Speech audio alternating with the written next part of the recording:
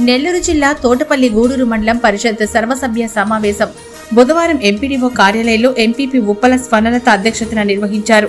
ఈ సమావేశంలో విద్య, వ్యవసాయ, ఆరోగ్య, పంచాయతీరాజ్, గ్రామీణ, జాతీయ గ్రామీణ ఉపాధి హామీ, ఆర్ఎండ్బి, ఆర్టీసీ, ఆర్డబ్ల్యూఎస్, పశుసంవర్ధక మరియు విద్యుత్ శాఖ అధికారులు ఆయా శాఖల పనితీరును వివరించారు.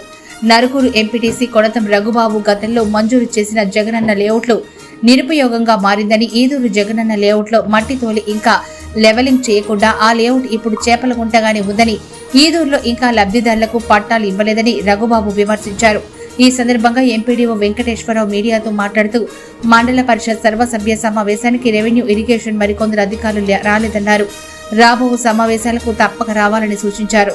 ఈ సమావేశంలో జెడ్పీటీసీ శేషమ్మ, మండల ఉపాధ్యక్షులు శ్రీనివాసులు, సర్పంచులు, ఎంపీటీసీలు పాల్గొన్నారు.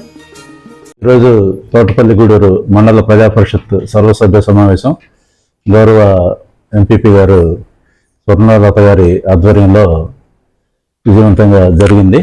ఈ కార్యక్రమంలో అన్ని శాఖల అధికారులు హాజరయ్యి వారి శాఖలకు సంబంధించిన అభివృద్ధి కార్యక్రమాల గురించి వివరించడం జరిగింది. అదేవిధంగా కొందరు అధికారులు రాకపోవడం జరిగింది.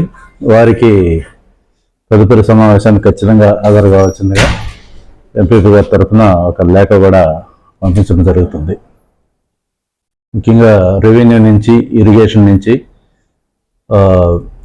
హాజరు కాలేదు. వారికి మరొకసారి గైర్హాజరు కాకుండా నెక్స్ట్ సమావేశాలకు ఖచ్చితంగా హాజరయ్యే విధంగా వారికి లేఖ పంపడం జరుగుతుంది. అదేవిధంగా ఈ కార్యక్రమంలో అందరూ ఎంపీటీసీ సభ్యులు, సర్పంచులు, వివిధ శాఖల అధికారులు అందరూ కూడా పాల్గొన్నారు.